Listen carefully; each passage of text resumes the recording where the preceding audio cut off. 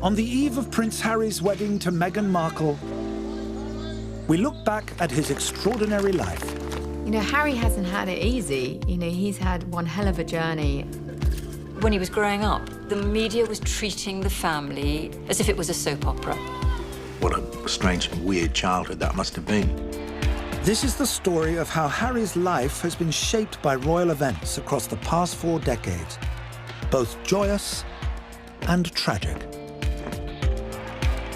The great romance that everyone saw, it didn't reflect reality.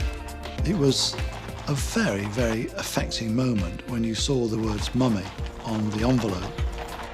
The woman your mother hated suddenly becomes your stepmother. Harry helped William get through that day, no doubt. And now it would be time for William to return the favour. Hearing from those who know him best. He was a prankster. He was a joker, just a bit like his mother, really. I remember them coming into the kitchen and I was completely at a loss for words. We mark Harry's transformation from teenage tearaway. He just leant forward and he just kissed me. And I just thought, what on earth did you do that for? To a modern prince for modern times. He's just the golden ticket in the pocket of the British monarchy. How he's lived his life has changed the perception for the royal family to realise that actually you've got to engage with the public. He can reach parts of the public that people like Prince Charles and Prince William can't reach. He's the Heineken prince. This is Prince Harry's story. Harry turned around and said, I won't be King William, well, therefore I can do what I like. This was a 4- or 5-year-old, so they knew exactly who they were and what their destiny was.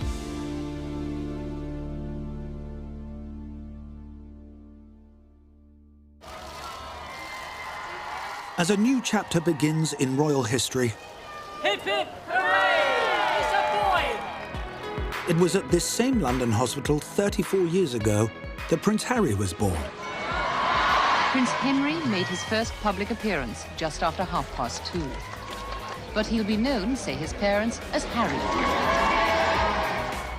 When I first heard the name, I didn't like it at all, but I've said it about 20 times now, and I'm quite getting used to it. From that day onwards, Harry's life would be played out in front of a media circus. The trade-off for a royal life of palaces and privilege. As a consequence, his mother was determined to make his and his brother's lives as normal as she could. If you could find some sort of normality of a family inside a royal palace, this is what it was. And William and Harry were very much encouraged to mix with the butlers, mix with the chefs, the chauffeurs, the ladies in waiting, the cleaners, and so forth. So there was something normal about it. Diana never wanted William and Harry just to be brought up in the traditional way with the governess or the nanny. She wanted to be a hands-on parent.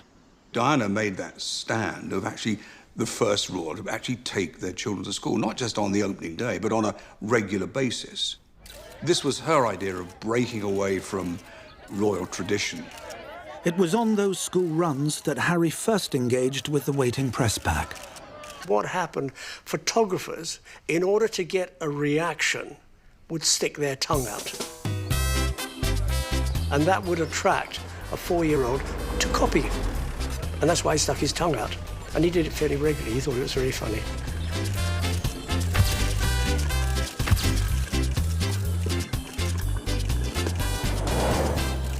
And that mischievous streak was just as evident at home.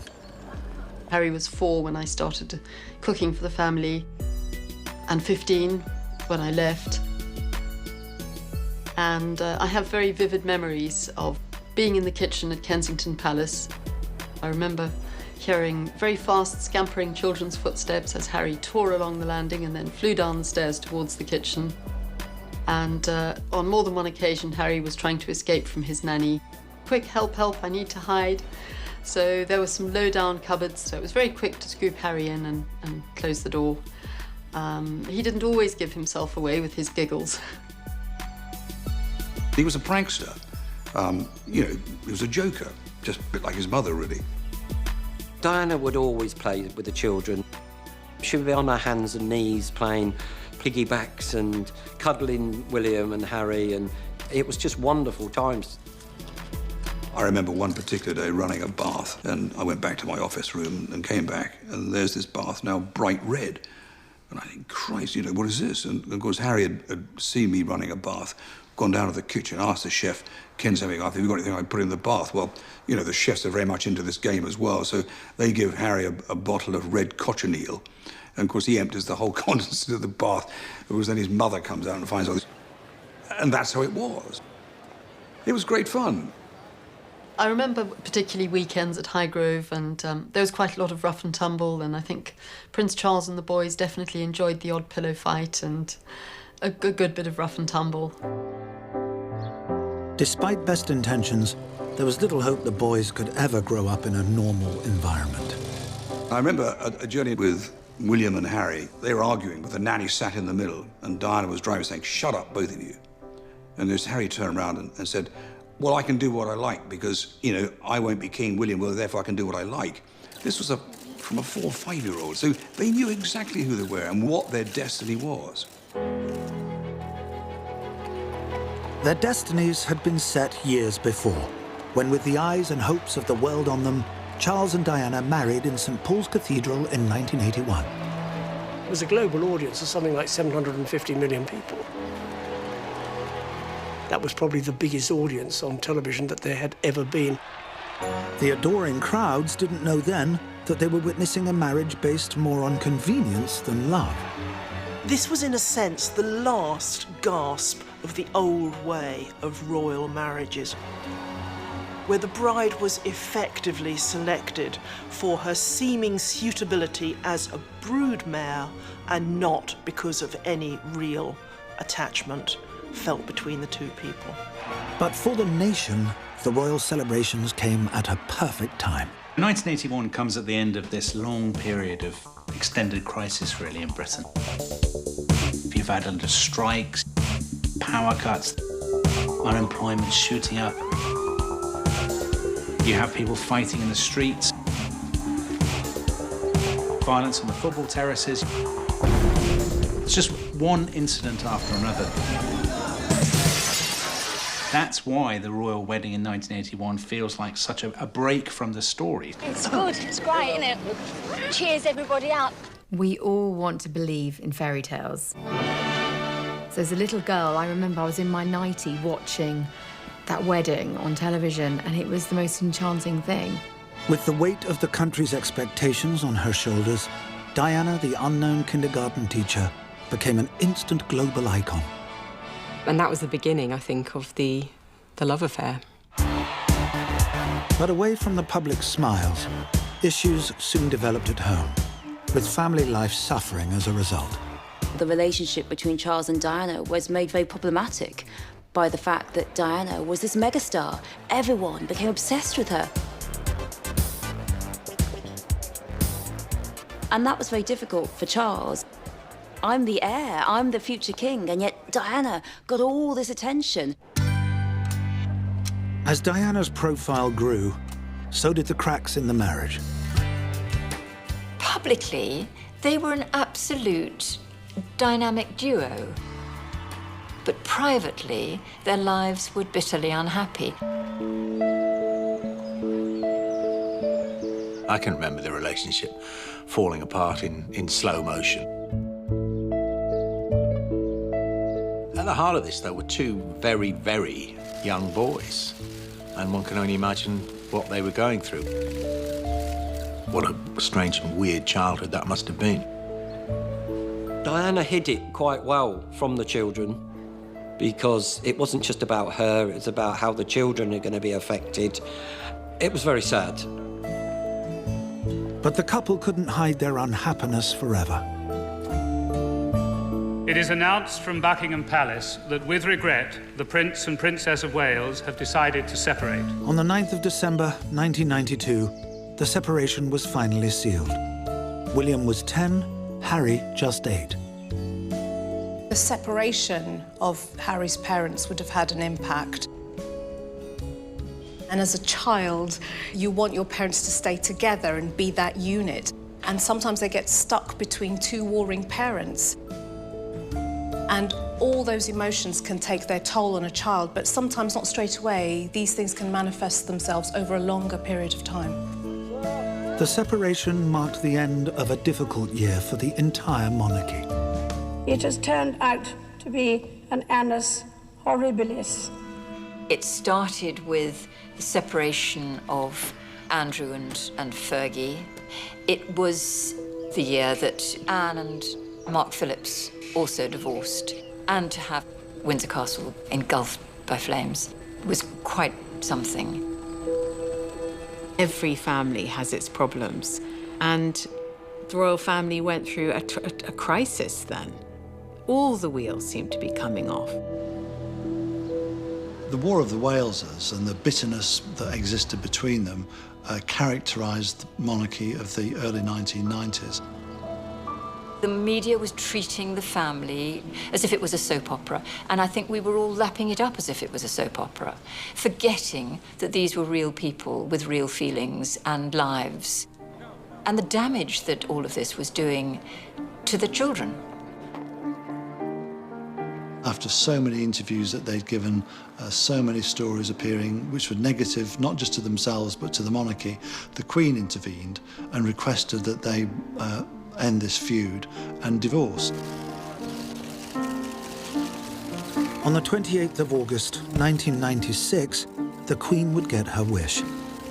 Charles would become the first heir to the throne in history to divorce.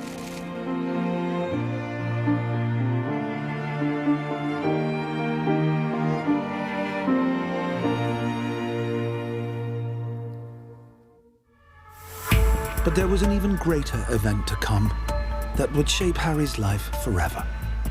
Just to confirm the news that Diana, Princess of Wales, has died in a car accident in Paris, which also killed her companion, Dodi Fayed.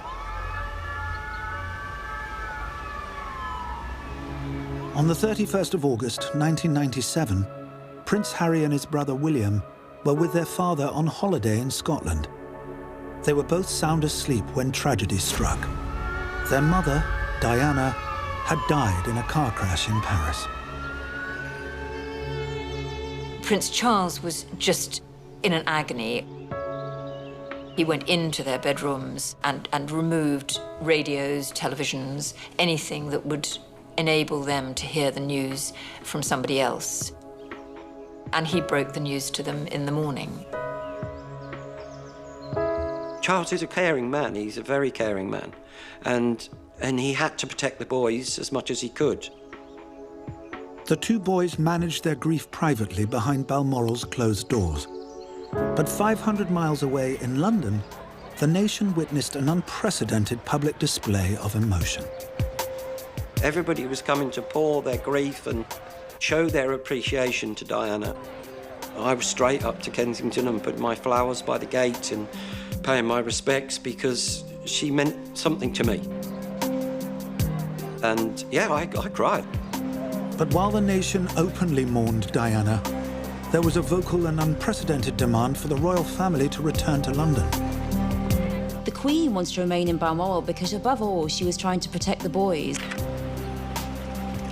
It was interpreted as the week wore on as the Queen being aloof, not getting it, not caring even, and that really built. People needed someone to blame because they were so devastated by the loss of Princess Diana and almost kind of uncomprehending that her death could have happened. The wave of anger against the royal family after Diana died was absolutely extraordinary. You see the biggest dip in royal popularity that there has been. It's amazing to look back now and see these incredibly, usually very royalist newspapers saying, "Show us you care, Mom. Come to London. We are here alone." Into this vacuum stepped a newly elected Prime Minister. She was the people's princess, and that's how she will stay, how she will remain in our hearts and in our memories forever. Tony Blair was getting all the attention. As a consequence, the royal family rather went down in popularity. When the politicians are very popular, the royal family tend to go down, and when the politicians are very unpopular, the royal family go up. You do tend to see the seesawing. The grief-stricken family, stung by the criticism, made their way to London. I was in London on the day that Prince Charles and William and Harry came down from Scotland and came back to St James's Palace. And I remember vividly Harry coming into the kitchen and jumping up on the seat by the window and just looking at this little boy, wondering how he would even begin to process all that he was seeing and everything that was being thrown at him. But duty demanded Harry do more than just look at the crowds. Charles, William and Harry went to Kensington Palace and they looked at the bouquets that had been left there, and the emotion on their faces, you couldn't mistake it. They were devastated, they were heartbroken. Looking back on it now, I think it was probably rather cruel that they were brought back down to London and had to look at all those flowers, all these people sort of reaching out to touch them. I'm so sorry. William! Thank you so much. Thank you. Oh, no. For a little boy to step into that space, it must have been incredibly confusing because he was having to absorb other people's pain, yet perhaps repress his own. Charles. I think that must have been some of the hardest hours and days and minutes of their whole lives. In front of a watching world, William, aged just 15, Harry, still only 12, had to bury their mother in step with royal protocol. What could be more awful? And have been told by your father and your grandfather, you don't look to the side, you walk in step with me, you don't cry, you walk. I mean, that is brutal.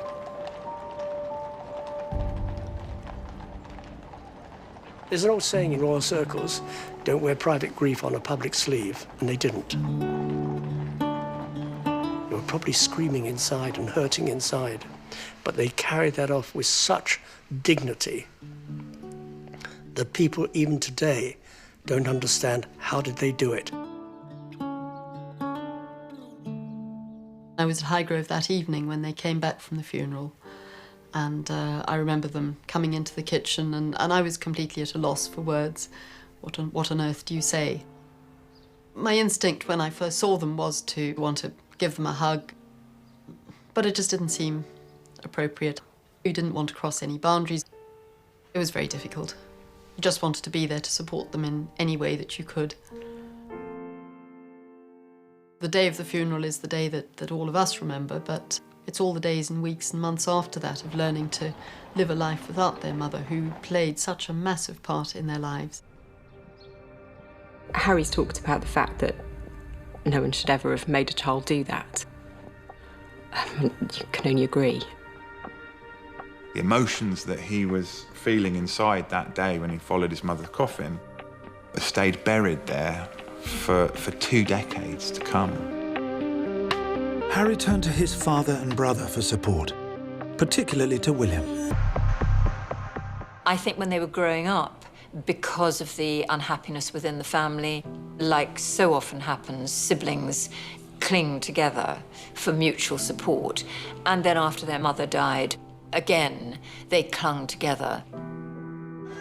And the two boys were finally awarded some protection from the media during their time at Eton. Following the death of Princess Diana, there was an agreement with the press and the palace that whilst they were in full-time education, the press would leave them alone. Harry was 13 when he became a boarder at the exclusive school. There's all kinds of hormonal changes going on, but add another layer for Harry, and you've got somebody who is also grief-stricken saying, where do I belong? Who am I? How do I feel about me? And in 1999, the young prince's life would be shaken up again, when his father went public with his relationship with Camilla Parker Bowles. Camilla was regarded as the woman who had ruptured the fairy tale union of Prince Charles and Diana, or had doomed it from the start by simply being as Princess Diana put it, the third person in their marriage. Harry might have been conflicted about that. I mean, on the one hand, he may have wanted his father to be really happy. On the other hand, he may have had feelings like a lot of kids have, you know, you're not replacing my mum, you're not my mum, and getting his head around that. And I think that's a process, an emotional process that takes time. It was during this time that Harry's teenage problems really began to take root. Harry took to drink in a very big way. I think it was a form of self-medication. He'd had a rough time. An underage Harry became a regular at the Rattlebone Inn, a pub near his father's home at Highgrove. Prince Harry and Prince William used to come in there quite a bit when we used to play in there. We got to know Harry reasonably well. One of the songs that he particularly liked was Rockin' All Over the World. He got up and sang that one with us a couple of times. There was one night, I remember, I was halfway through a song and Harry came and stood right in front of my microphone. And he just leant forward and he just kissed me. And I just thought, what on earth did you do that for? But that was just a little bit about, you know, who he was. But the good times were about to come to an end. The prince is said to have smoked cannabis in this outhouse, known locally as the Den. And at one stage, he was barred from the pub for allegedly swearing at a French chef during a fight. The press blackout was over. Harry was front-page news. I do wonder who was there at the time for Harry to give him that structure and those boundaries.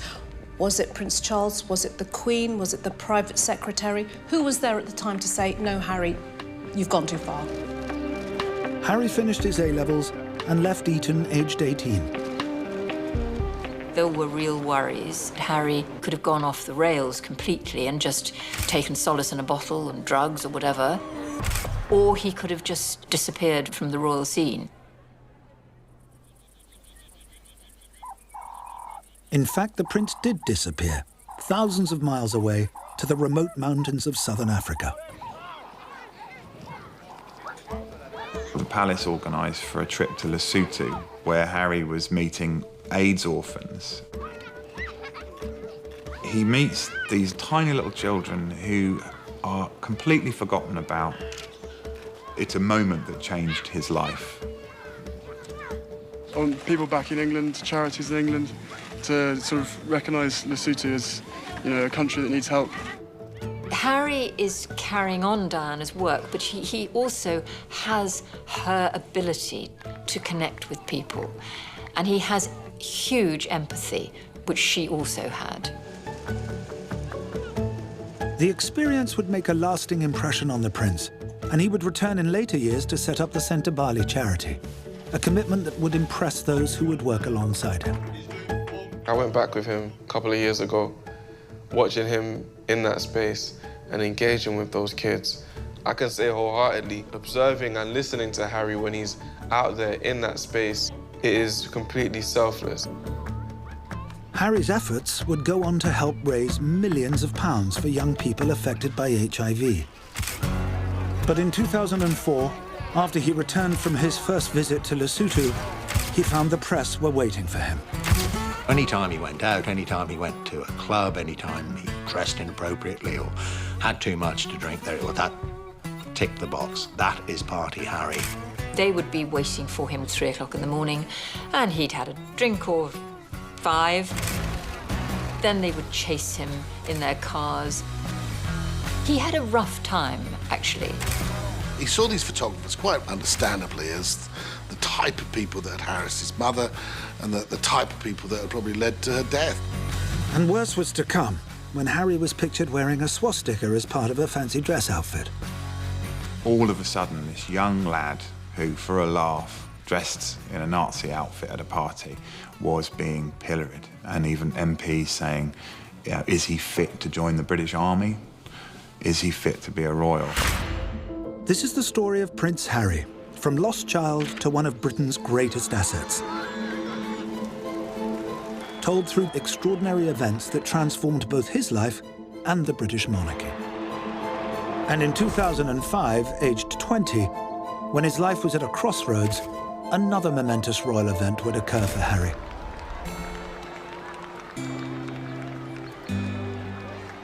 Charles and Camilla's wedding was very far from your typical royal wedding in that they turned up together to Windsor Guildhall to have a registry office marriage. I think there were about 28 guests, and it was very low-key.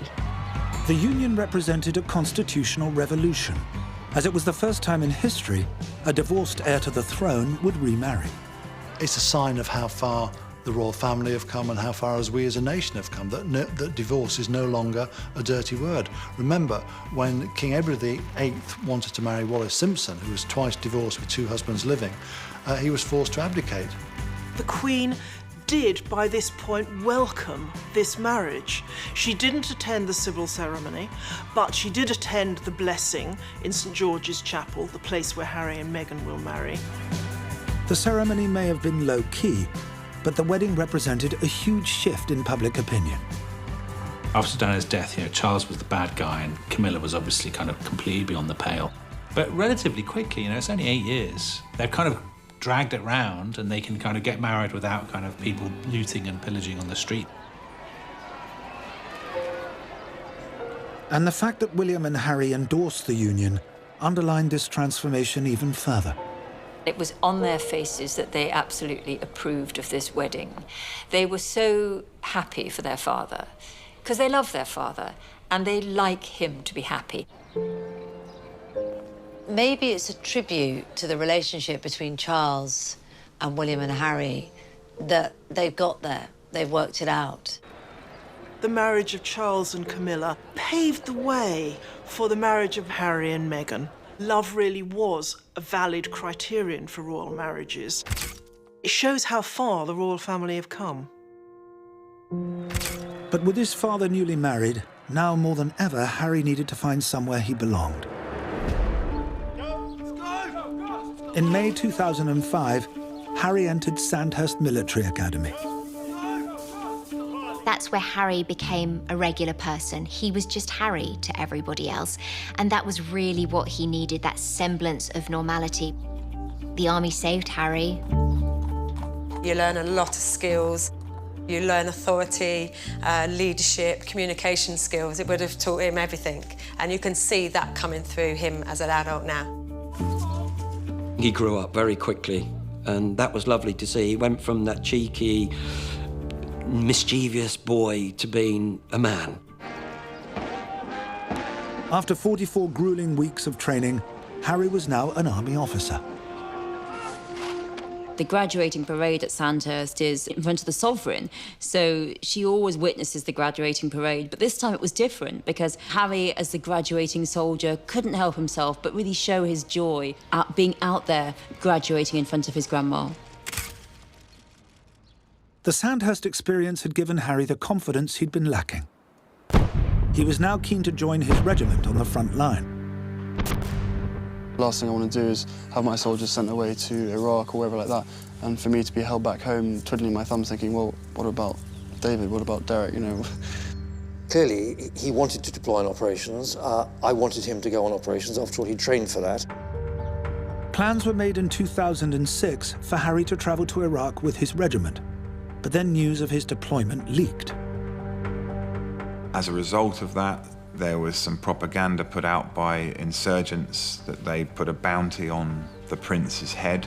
There are a number of specific threats of a varied nature, some reported and some not reported, specifically aimed at Prince Harry. We came to the conclusion that the risks weren't worth running and that he wouldn't deploy, which of course hugely upset Prince Harry at the time. Frustrated he couldn't join his fellow comrades, there were fears Harry would quit the army. He's saying, I'm not going to just sit around here and do this. If you don't let me go and serve on the front line with my men, with the guys I'm training with, I'm not going to hang about. The problem that I had was to find a method by which he could deploy, which was what led to this rather extraordinary meeting, which I convened in the Ministry of Defence, inviting the editors of most of the major media outlets. A bold and ambitious plan was hatched. Harry would travel to Afghanistan, and the British press would keep the news under wraps. When the agreement was made that we wouldn't report on Harry, I don't think there was a journalist that thought it would work. It was certainly a gamble, because it could have leaked. Harry travelled with his regiment as Captain Wales to the front line without special privilege.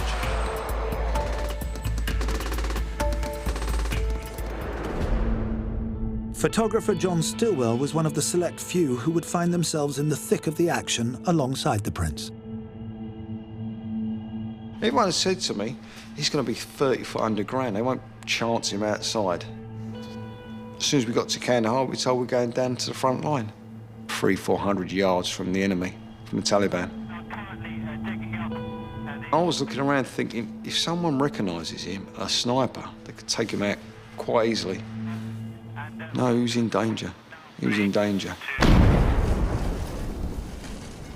Against all odds, the media blackout was holding. And back home, with Harry missing from royal duties, his family were doing their bit to keep the secrets safe. We'd had the Queen doing her Christmas message, talking about all the troops out in Afghanistan and around the world, but she never wasn't able to mention, oh, and by the way, and my grandson, Prince Harry, is there too. And it must have been very difficult for Prince Charles when he was going around meeting the different soldiers and regiments, them all talking about Afghanistan, and him not saying, well, actually, yeah, I know, I've had letters and phone calls from my son. He's on the front line too. But there was one very special message from home. He'd had a phone call from Prince William saying that Mum would be very proud of him, which I think, you know, meant a lot to him. While his family were tucking into their Christmas dinner, Harry was busy forging a lasting relationship with the Gurkha regiment, led by Major Pun. Prince Harry interacted very easily with the boys. He was very popular amongst the Gurkhas. It's bizarre. I'm out here now. I haven't really had a shower for 4 days. I haven't washed my clothes for a week, and everything seems completely normal.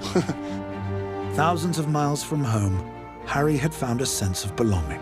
We sleep together, we train together, we fight it together, you know, we always grown up as one big family to look after each other. Prince Harry became one of us. That Christmas dinner, Prince Harry, he had a goat curry. He could have easily got leave of absence, but no, he was there on Christmas Day while the Queen talked to the nation and we all ate our turkey, eating goat curry with his comrades. Do you have some money or not? I'm right, sir. But the blackout didn't last. The foreign media broke the news and Harry was immediately pulled out. Prince Harry was fairly down about his own circumstances, and I can recall putting a gin and tonic in his hand, and he said, the trouble is, I'm not like a normal young man. And one knew exactly what he meant. He couldn't do what everybody else did. But the experience did signal a thawing of troubled relations between Harry and Fleet Street's finest. Thank you to all the British media for keeping their mouths shut, and I know for a fact that there was stuff they did behind the scenes to stop stuff from coming out, which was massively kind of them. Despite his frustration, Harry was determined to find a way back to the front line, this time training as an Apache helicopter pilot. He was the top student on his course. He was the top gun on his course. Well done him. This was a fantastic boost to Harry's confidence. For the first time, he discovered there was something that he could do better than anybody else. That was the real turning point for Harry.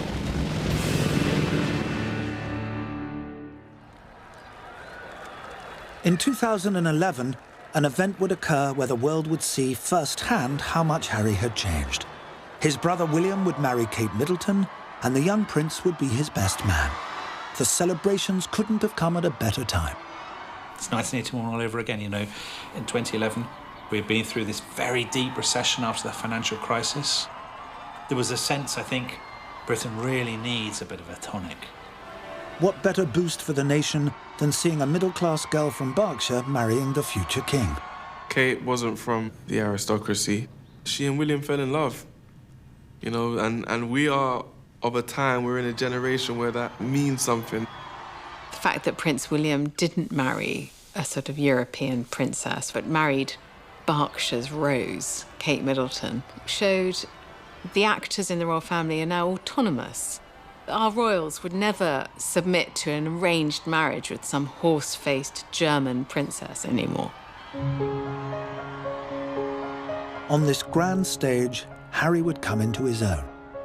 There was a great moment where we saw Prince William and Prince Harry standing together, straightening themselves, knowing that the bridal party had arrived. Harry, looking so dashing in his uniform. Harry helped William get through that day, no doubt. Harry was able to just calm him down, smile.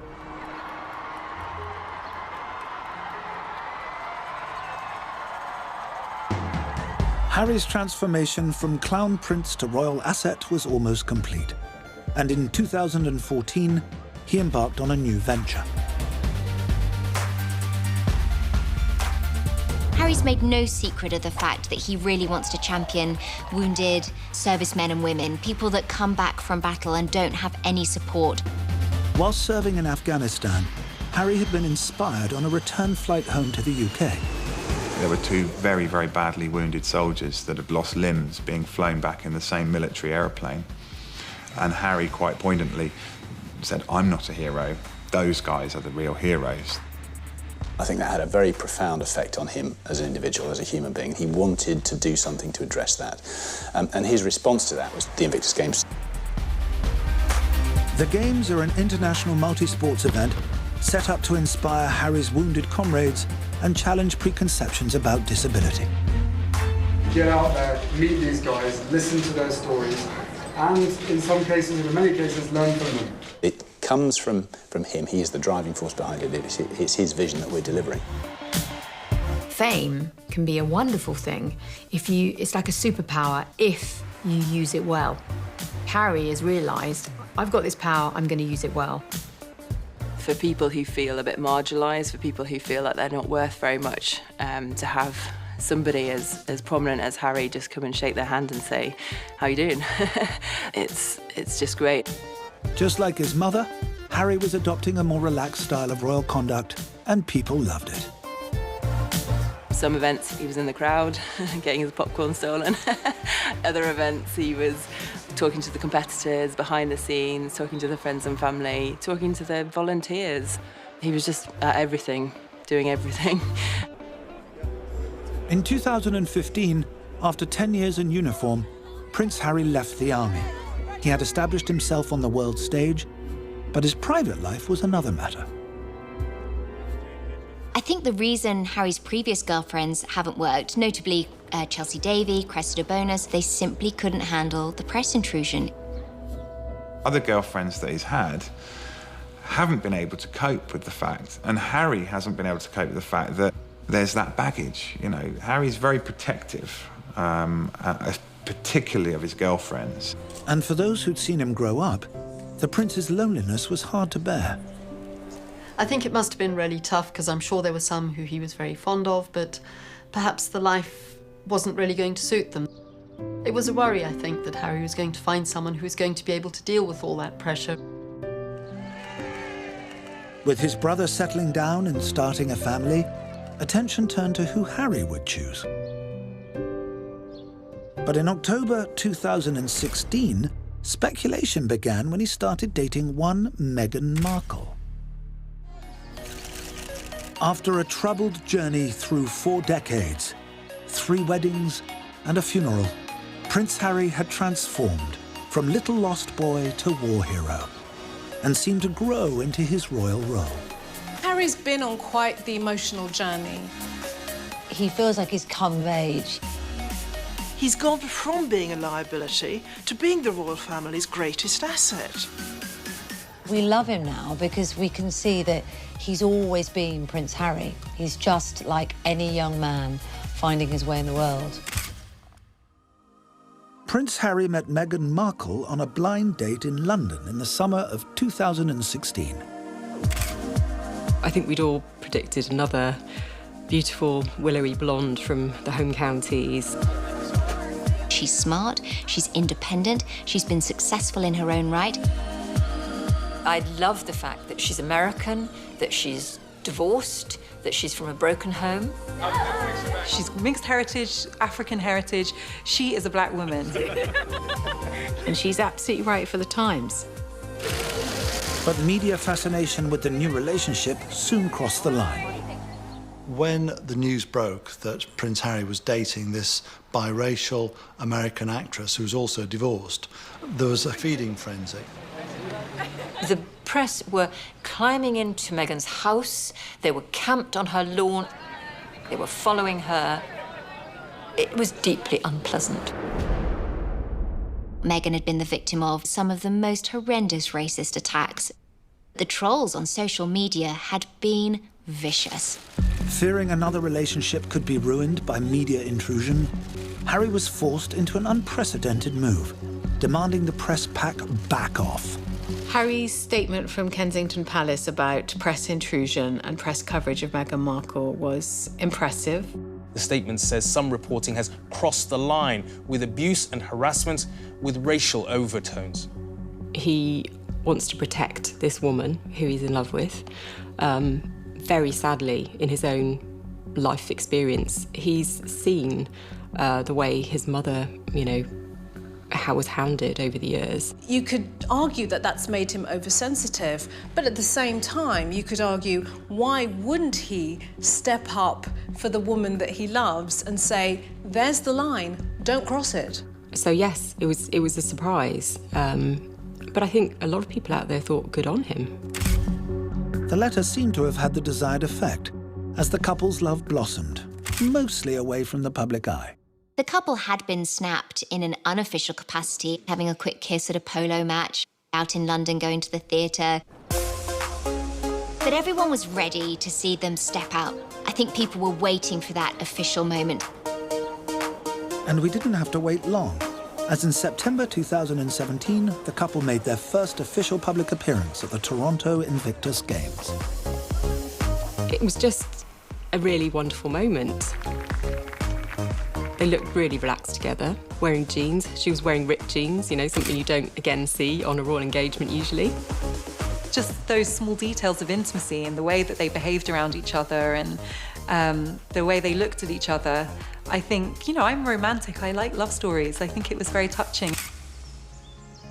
After an 18-month relationship, both in and out of the spotlight, the couple announced their engagement. Just an amazing surprise. It was so sweet and natural and very romantic. He got on one knee. There was a lot of touching. She was like stroking him, she was gazing into his eyes. They showed how much, they care about each other. They showed vulnerability. It was really nice to see. It was a really nice moment. It was just the two of us, and I think I managed to catch it by surprise as well. Yeah. This is Harry and Meghan doing the royal stuff their way. For me, I saw a very modern couple. When the couple made their first official royal appearance in Nottingham to mark World AIDS Day, it was clear the public was falling in love with Meghan too. For the first time in his life, Harry has got a girlfriend who won't blame him when she is in the spotlight. You can see the smile on his face, one of complete and total adoration, saying, God, I've got the right person here. I think Meghan comes with fairy dust. She's used to cameras, she's used to talking to people, to being a star. Meghan will join Harry in causes close to his heart, including the Heads Together charity set up with William and Kate, dedicated to helping people like the young prince who have struggled with mental health problems. Who's not going to listen to a prince saying, I've had a problem, and now I'm going to talk about it? Everyone's going to listen. For Harry to step out and admit to that turmoil and admit how he has struggled in a mental health capacity, to see a member of the royal family laid bare like that had really never been done before. On May the 19th, when Harry and Meghan tie the knot at St. George's Chapel in Windsor Castle, it will signal an end to an extraordinary emotional journey. When Charles married Lady Diana Spencer, member of the aristocracy, it was still part of the club. I think the marriage of Charles and Camilla, in fact, opened the door for William and Harry to marry whoever they wanted. When William married Kate, it was a completely different thing, marrying a girl from the middle classes. And now it's going a stage further. Harry then marrying Meghan, a divorcee, an American, mixed-race origin, an actress, all of which things would once have been unthinkable. His whole demeanour has changed since he's been with Meghan, and you can see that excitedness in him. And it'll be lovely to see him on the wedding day and seeing that little face bright, you know. And he'll take one look up. I can guarantee he'll look up and that'll be, I'm done it, Mum.